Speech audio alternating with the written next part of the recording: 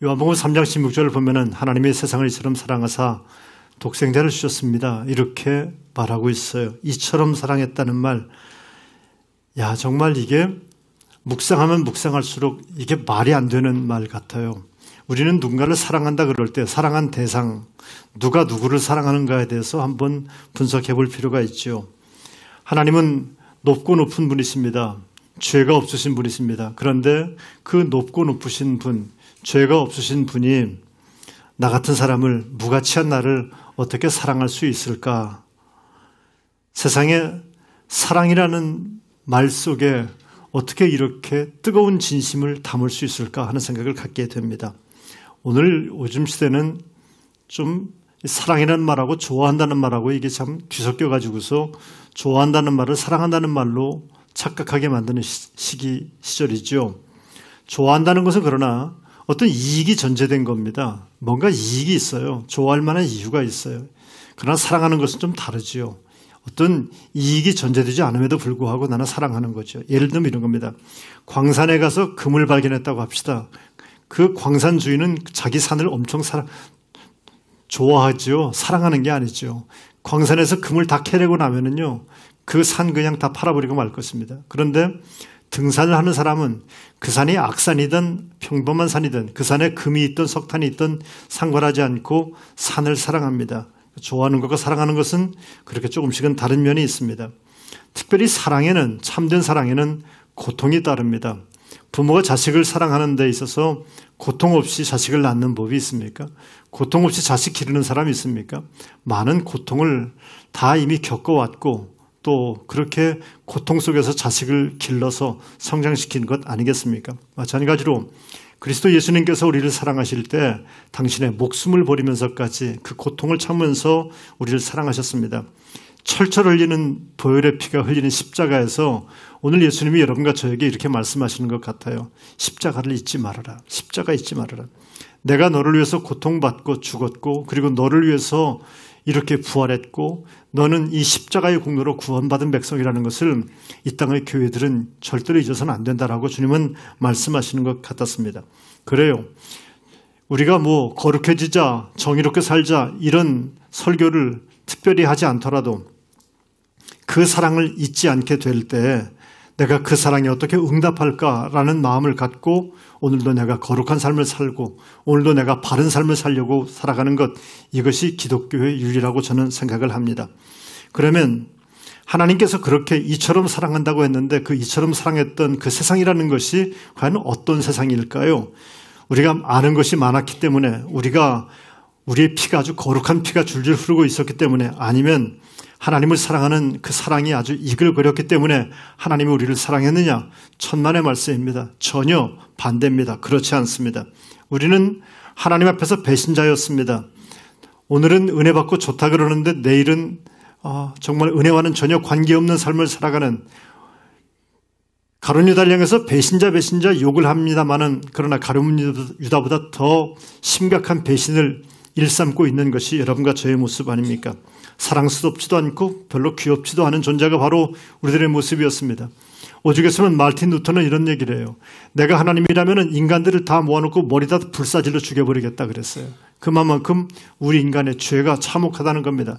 수도사로서 수도를 하면서 자기 죄를 깨닫는 겁니다. 그래서 마르틴 루터는 날마다 내 죄 하면서 그렇게 수도원을 거닐었다고 하는 얘기입니다. 그런 존재가 바로 여러분과 저라는 것을 잊지 말아야 할 것입니다. 그런데 그럼에도 불구하고 하나님이 나를 사랑하신다. 야, 이게 말이 안 되는 놀라운 일입니다. 어거스틴은 이런 얘기를 해요. 한 걸음 더 나가서 하나님이 마치 세상에 사랑할 사람이 나 하나밖에 없는 것처럼, 당신 하나밖에 없는 것처럼 그렇게 하나님은 당신과 나를 사랑하신다, 이런 표현을 하셨습니다. 이처럼 사랑하사, 더 어떻게 쓸 수 있는 표현이 없을 뿐입니다. 아이가 엄마한테 물어봐요. 엄마 나 얼마나 사랑해? 그러면 뭐라고 얘기하겠어요? 그 사랑의 수치를 100으로 200으로 계산할 수 있겠어요? 계산할 수 없는 겁니다. 이처럼 사랑하사, 하나님이 우리를 그렇게 이처럼 사랑해 주셨습니다. 도무지 다른 방법으로는 표현할 방법이 없었기 때문에 이처럼 사랑하사라고 표현하셨습니다. 오늘 호세아서 3장 1절 5절 말씀은 구약에 나오는 요한복음 3장 16절과 같은 말씀이 호세아 3장 1절 5절 말씀입니다. 내용은 같은 이야기입니다. 인간이 경험할 수 있는, 표현할 수 있는 최고 극치의 사랑을 표현한 장이 호세아서 3장 1절로 5절까지 말씀입니다.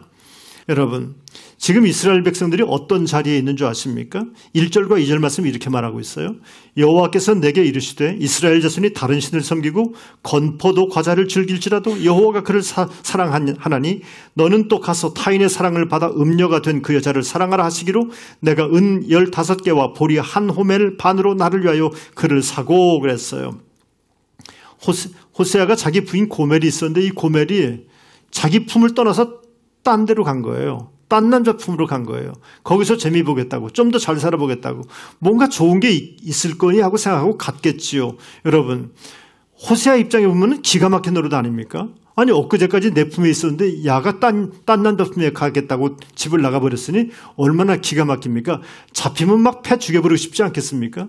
그런데 이 패 죽여버리고 싶은 이 여인이 꼴 좋다, 노예가 됐다는 거예요. 그 남자한테도 버림받고 노예가 됐다는 겁니다. 여러분, 이쯤 되면은 꼴 좋다, 무은 체중이 훅 내려간다 이러고 싶지 않습니까? 그런데 이런 여인을, 이 자기를 버리고 화려한 외출을 나간 이 여인을 오늘 하나님은 호세아에게 말합니다. 다시 살아, 다시 살아, 살아. 이 1절 당시 이스라엘 백성들의 삶의 정황을 설명한 영적인 단어가 두 가지가 나와요. 하나는 다른 신을 섬겼다는 말과 건포도 과자를 좋아했다. 다른 신을 섬겼다는 말은 하나님께서 이스라엘 백성들을 이 가나안 땅에 두신 이유가 뭡니까? 그들을 하나님만 섬기는 특별한 백성을 세우기 위해서, 하나님의 백성 삼기 위해서 가나안 땅에 데려다 놓은 것 아닙니까? 그런데 그들이 다른 신을 섬겼어요. 존재의 근거가 흔들리기 시작한 겁니다. 또 한 가지는 살다 보니까 말이에요. 어떻게 맨밥만 먹고 살아요. 좀 맛있는 것도 먹고 싶고 설탕도 먹고 싶고 과자도 먹고 싶고, 그러니까 뭔가 좀 특별한 게 없을까? 여러분, 우리는 성도들이 타락할 때 예수 믿다가 갑자기 우상 숭배하는 사람도 있어요. 뭐 굿하고 이상한 짓 하는 사람도 있거든요. 배교하는 사람도 있거든요. 그런데 그렇게 배교는 하지 않더라도 우리 안에 건포도 과자를 즐기려고 하는 욕망들이 다 있어요. 교회 다니니까 재미가 별로 없어요. 예수 믿는데 뭐 재미가 별로 없는 것 같아. 뭔가 좀 특별한 게 좀 있었으면 좋겠대. 좀 짜릿한 게 있었으면 좋겠어. 이런 마음이 드는 거예요. 이게 바로 건포도 과자예요. 그래요. 특별한 축복을 받고 싶고 특별한 쾌락을 누리고 싶고 또 뭔가 좀 특별한 부여를 좀 누리고 싶은 마음이 우리들에겐 다 있어요. 이스라엘 민족들에게 있었습니다. 그런데 그들이 하나님도 버리고 섬기지 않고 특별한 쾌락을 쫓아서 그들이 나아갔다는 겁니다. 이것이 이스라엘을 향한 하나님의 진단이었습니다. 이것이 고멜의 모습이었던 겁니다. 아주 꿈은 좋았죠. 화려한 외출을 한 겁니다. 화려한 외출을 한 겁니다. 놀라운 사실은 하나님께서 볼 때 내가 하나님이라면은 심리도 못 가서 발병난다 그러고 싶어요. 어떻게 저럴 수 있냐, 못된 놈이다 이렇게 말하고 싶은데, 그런데 이렇게 못된 길을 걷고 있는 이스라엘 민족들 고멜을 향해서 하나님은 뭐라고 말씀하시냐면은 네가 다른 신을 섬기고 건포도 과자를 즐길지라도 내가 너를 사랑한다. 우리식으로 표현하면요, 내가 죄를 졌을지라도 하나님은 나를 사랑한다. 이해할 수 없는 사랑입니다. 어떻게 이걸 이해할 수 있습니까? 상식적으로 이해가 됩니까? 이해할 수 없는 사랑입니다. 상대방이 나를 버렸는데, 나를 몰라라 했는데, 나를 외면했는데, 나를 배신했는데, 내 가슴에 이런 상처를 줬는데 내가 어떻게 그를 사랑할 수 있겠습니까? 정말 말도 안 되는 사랑, 이것이 하나님의 사랑입니다. 여호와가 그들을 사랑하나니 너는 또 가서 타인에게 사랑을 받아 음녀가 된 그 여인을 사랑하라. 또라고 하는 말이 목구멍에 꽉 맥혀요. 읽을 수가 없더라고요. 또! 어떻게 또라고? 어떻게 또라고? 아마도 이 또라는 표현을 쓴 걸 보니까 여러 번 그랬던 것 같아요. 이게 한 번 한 게 아니었어요. 여러 번 이런 못된 짓을 했던 것 같아요. 그런데 그때마다 하나님은 호세아를 통해서 데려오고 했던 것 같은데 또 데려오라는 얘기입니다. 이번만큼은 용서를 못 하겠어요. 이번만큼은 나도 못 참습니다. 나도 한성질합니다. 이렇게 말하고 싶은데 하나님이 호세아에게 말합니다. 또 가서 타인에게 사랑을 받아 꼬임 받았다는 얘기예요. 타인에게 꼬임 받아가지고서 음녀가 돼버린, 아니 화려한 외출일 줄 알았더니 그지 달라고 화려한 외출했냐? 집 나갔냐? 머리채라도 뒤흔들고 싶지 않습니까? 그런데 또 그 여인을 데려와라라고 말씀하고 있습니다. Try again. 다시 한번 해보라. 다시 한번 해보라. 하나님은 끊임없이 사랑했습니다. 이 하나님의 놀라운 사랑에 대해서 로마서를 썼던 사도 바울은 로마서 5장 8절과 10절에서 이렇게 표현했습니다. 우리가 아직 죄인 되었을 때 그리스도께서 우리를 위하여 죽으심으로 하나님께서 우리에게 대한 자기의 사랑을 확증하셨느니라. 우리가 원수 되었을 때, 우리가 죄인 되었을 때 그때 하나님이 나를 사랑하셨다는 겁니다. 내가 아주 잘 나갈 때, 아주 영적으로 완성되었을 때 하나님이 나를 사랑하신 것이 아니라 내가 죄인 되었을 때 나를 사랑하셔서 나를 구원받게 하셨으니 나도 누군가가 죄인 되었을 때, 누군가가 하나님과 원수 되었을 때 그 사람을 사랑하고 또 사랑하는 것이 이것이 영적으로 바른 것이라고 우리에게 가르쳐주고 있습니다. 오늘 이 사도 바울이 로마서에서 5장에서 했던 말씀을 호세아서로 다시 적용을 해보면 이런 겁니다. 내가 내 남편을 버리고 창기가 되고 음녀가 되었을 때 그때 오히려 나를 사랑해 주신 그 남편의 가슴을 통해서 하나님은 우리들에게 하나님이 우리를 얼마나 사랑하는지를 말씀하고 계시는 겁니다. 하나님께서 호세아에게 명령했던 그 자리, 네가 나를 배신했고 네가 나를 상처를 줬고 네가 나에게 아픔을 주고 나를 피눈물 나게 했는데 그런데 너는 가서 그를 사랑해라. 그러면 너도 내 심정을 알 거다. 이렇게 말씀하시는 것 같아요. 하나님의 가슴 아픈 사랑을 우리는 이 호세아서를 통해서 보고 있는 겁니다. 저는 하나님께 이런 질문을 해봅니다. 아니 가서 돈 내고 또 데려오라고요. 아니 그 여자는요 지가 벌금을 내야 돼요. 안 그렇습니까? 지가 못된 짓 했으니까 지가 벌금을 내야 될 것 아닙니까? 그런데 지가 벌금 내지 않고 나보고 대신 값을 지불해 주라고요. 이게 말이 됩니까? 하나님을 향한 제 질문이었습니다. 말이 됩니까? 내가 은 15개와 보리 한 호멜 반으로 나를 위하여 그를 사고 그랬어요? 이건 은 30냥을 3개를 갖다 주고 은 33개를 갖다 주고서 고멜을 사오라고 하는 이야기입니다. 이 은 30세겔은요 히브리 사람들에게는 뭔가를 이렇게 속량할 때 최대의 속량치가 바로 은 30냥이었어요. 30세겔이었어요. 출애굽기 21장 32절에 보니까 소가 만일 남종이나 여종을 받으면 그 소 임자가 은 30세겔을 그 상전에게 줄 것이요 소는 돌로 쳐서 죽일지니라 그랬어요. 누군가를 소가 받았어요. 그러면 은 30세겔을 줘야 돼요. 그러니까 최대치가 바로 은 30세겔이었던 겁니다. 상상해 보세요. 고멜이 화려한 외출을 했어요. 그 남자 품에서 잘 살면 될 텐데 아니 그 남자에게 버림받고 노예가 됐다는 얘기가 들어오는 겁니다. 그래서 이제 노예 시장에 나가본 거예요. 여러분 노예 시장을 한번 영화에서 본 것처럼 상상해 볼까요? 남자 여자가 비쌀까? 남자가 비쌀까요? 여자가 비쌀까요? 남자가 훨씬 싸요. 여자는 다른 것으로 쓸 수 있으니까 생산도 해야 되고 뭐 성적 대상도 되고 그래가지고서 여자가 훨씬 비쌌습니다. 그러니까 남자부터 일단 세워놓고서 계산할 것 아닙니까? 사람들이 호가를 부릅니다. 뭐 10세겔이요, 15세겔이요 막 부르는데 남자들은 보통 한 15에서 10세겔 정도면은 흥정이 딱 되는 겁니다. 여자가 나왔어요. 얼마나 부끄럽겠어요. 옷 다 벗겨가지고서 수치스럽게 노예가 돼서 서 있습니다. 사람들이 호가를 부릅니다. 10세겔이요, 15세겔이요. 어떤 사람이 20세겔 부르는데 20세겔 너무 비싼 거 아니야? 그러더니 어떤 사람이 21세겔이요. 그러더니 낙찰 다 받으려고 하는데 갑자기 누군가 하나 손을 번쩍 듭니다. 아니요. 30세겔에 사겠습니다. 사람들이 깜짝 놀라는 겁니다. 아니 이런 여자 하나 사는데 30세겔이나 필요하다고? 그 말도 안 되는 호가를 누가 부른 거야? 보라 보니까 누가 불렀겠습니까? 호세아가 부르고 있는 겁니다. 어제까지 내 품에 있다가 며칠 전까지 내 품에 있다가 화려한 외출을 하면서 정말 행복한 삶을 살 것 것처럼 집을 나갔는데 이 여인이 노예가 되어서 버림받고 노예가 되어서 노예시장에 나왔는데 그 여인을 자기가 부르고 있는 겁니다. 누구의 명령 때문에? 하나님께서 또 그렇게 하라 그랬어. 가서 부르고 있는 겁니다. 얼마나 가슴이 아팠을까요? 얼마나 속상했을까요? 저는 호세아가 이렇게 노예시장에서 노예를 사는 것처럼 자기 부인 고멜을 사는 것처럼 예수님께서 죄가 왕노릇하는 죄의 노예 현장에 우리가 팔려 있을 때 예수님이 등장하시는 것을 상상해 봤습니다. 그 예수님께서 요한복음 8장 34절에서 이렇게 말씀하십니다. 죄를 범하는 자마다 죄의 종이라.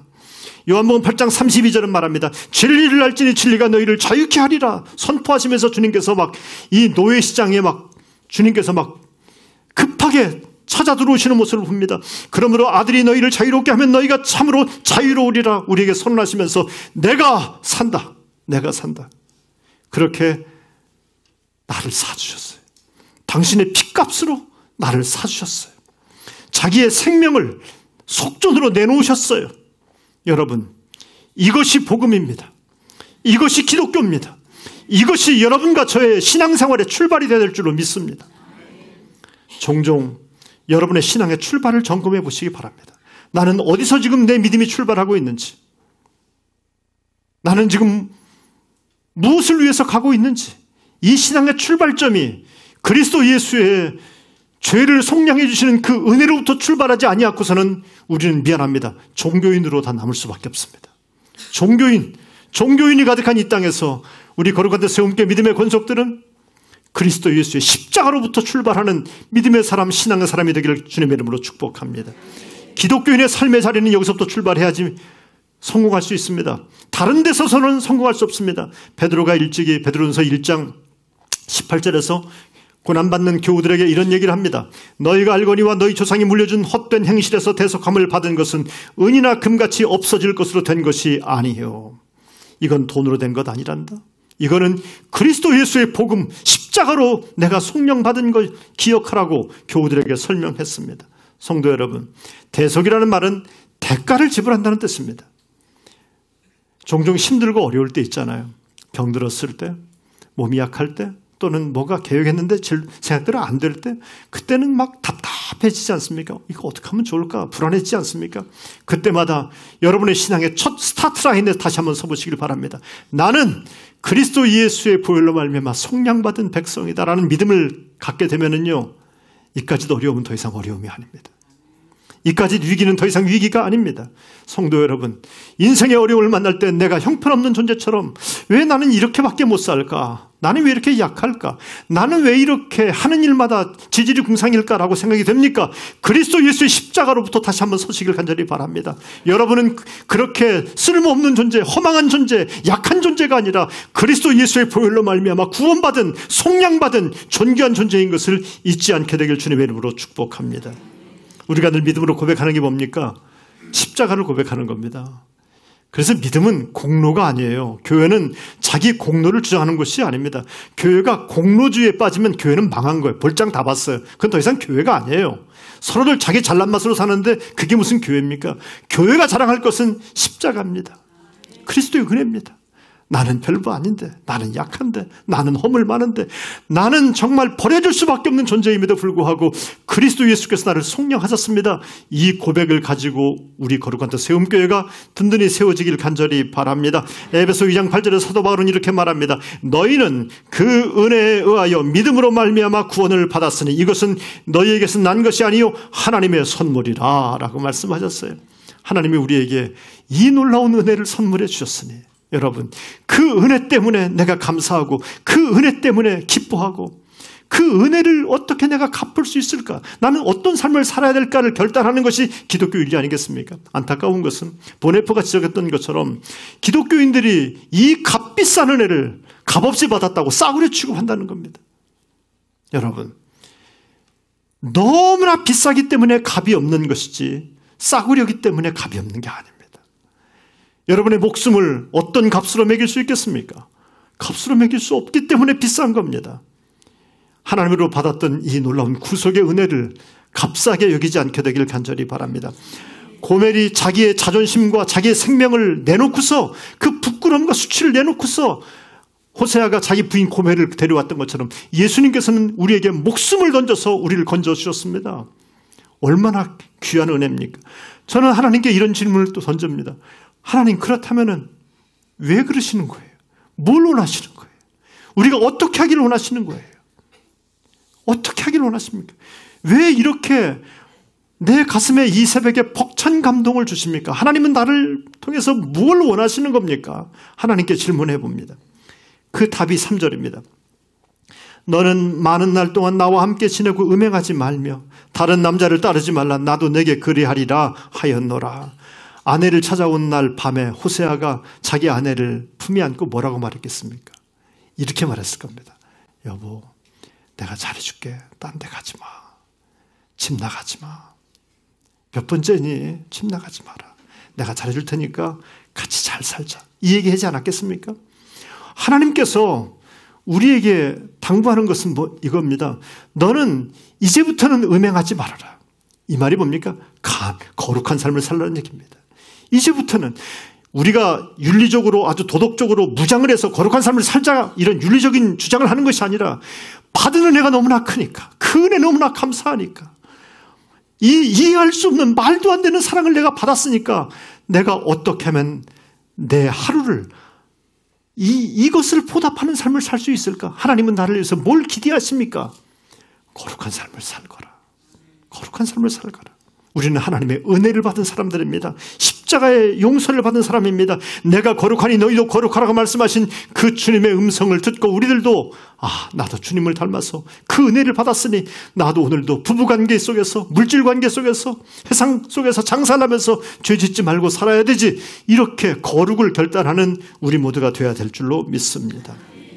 또 한 가지는 이스라엘 4절에 보니까 하나님이 요구하시는 것이 4절이에요. 이스라엘 자손들이 많은 날 동안 왕도 없고 지도자도 없고 제사도 없고 주상도 없고 에봇도 없고 드라빔도 없이 지내다가 그랬어요. 이 말은 뭐냐면 그동안 이스라엘 민족과 하나님 사이에 너무나 많은 우상들이 있었어요. 여러분, 우상이 뭡니까? 하나님과 나 사이에 있는 게 우상이에요. 그래서 하나님이 직접 보이지 않고 자꾸만 돈을 통해 하나님이 보이는 겁니다. 사람을 통해 하나님이 보이는 겁니다. 다 우상입니다. 그들이 우상을 만들어 왔는데 왕도 지도자도 제사도 주상도 에봇도 드라빔도 다 우상들이었어요. 그런데 하나님께서 말씀하시는 겁니다. 이것들 다 제거하자. 이것들 다 제거하자. 이걸 제거하는 훈련을 어디서 받았냐면요, 바벨론에서 받았어요. 바벨론 포로 기간에 있으면서 이들은 회당을 만들어 놓고 하나님 말씀을 연구했어요. 이걸 우상을 없애는 훈련을 했어요. 성도 여러분, 저는 여러분과 제가 하나님 말씀을 듣고 세상에 나가서 살 때 여러분과 제 아내도 말이에요, 하나님과 나 사이에 가로막힌 정말 놓여있는 것들이 너무나 많이 있는데, 여러분, 물질이 정말 중요합니다. 그런데 물질을 통해 하나님을 보지 말고 하나님을 통해 물질을 보십시오. 그러면 물질이 축복이 됩니다. 건강이 중요합니다. 그런데 건강을 통해 하나님을 보지 말고 하나님을 통해 여러분의 건강도 보시길 바랍니다. 자손들도 마찬가지입니다. 그 어떤 것이, 요즘은 사람들은 다, 교인들도 뭐고 간에 전부 다 우상 숭배를 하는 거예요. 물질이 우상 숭배고 건강이 우상이 돼버리고 마는 겁니다. 나는 여러분이 돈 벌지 말자는 얘기도 아니고 또 건강하지 말자는 얘기도 아닙니다. 다 건강했으면 좋겠습니다. 다 돈 많이 벌었으면 좋겠습니다. 그런데 하나님을 통해 물질을 보고 하나님을 통해 건강을 보세요. 이게 훈련이 되어야 됩니다. 그렇게 훈련된 다음에 어떤 일이 벌어지냐, 5절에 이렇게 말합니다. 마지막 날에는 여호와를 경외함으로 여호와와 그 은총으로 나아가리라. 완전히 하나님과 새로운 관계가 성립되는 겁니다. 하나님을 바라봅니다. 그러니까 조그만 거 주어진 것도 이게 하나님의 축복입니다. 조그만 건강이 있어도 이것이 하나님의 축복입니다. 물질 하나도, 인간관계 하나도 하나님의 축복입니다. 하나님을 통해 모든 걸 바라보니까 축복이 아닌 것이 없어요. 그러니까 하나님과 나와 새로운 관계가 설정이 되는 것을 볼 수 있어요. 성도 여러분, 이 모든 것들이 가능하게 된 것이 그 사람이 갖고 있는 윤리적 의지 때문이 아니라, 마음에 결단하는 마음이 단단해서가 아니라 그리스도 예수의 보혈 때문입니다. 스타트. 또 나를 또 용서하시고 또 사랑하시고 또 기회를 주시고, 우리는 많은 기회 가운데 살아왔고 기회를 다 차버리고 살았는데 오늘 하나님께서 또 기회를 여러분 주셔서 여러분과 저에게 하나님 말씀을 듣게 하시고 오늘도 하나님 앞에 서게 하시고 그리고 거룩하게 하시고 하나님과 새로운 관계를 맺게 하신 이 하나님이 얼마나 감사한 일인지 모릅니다. 그래서 찬송처럼 웬 말인가 웬 은혜인가, 웬 말인가 웬 은혜인가. 여러분, 날마다의 고백이 웬 말인가 웬 은혜인가, 이 고백을 하며 살아가는 우리 모두가 되기를 주님의 이름으로 축원합니다.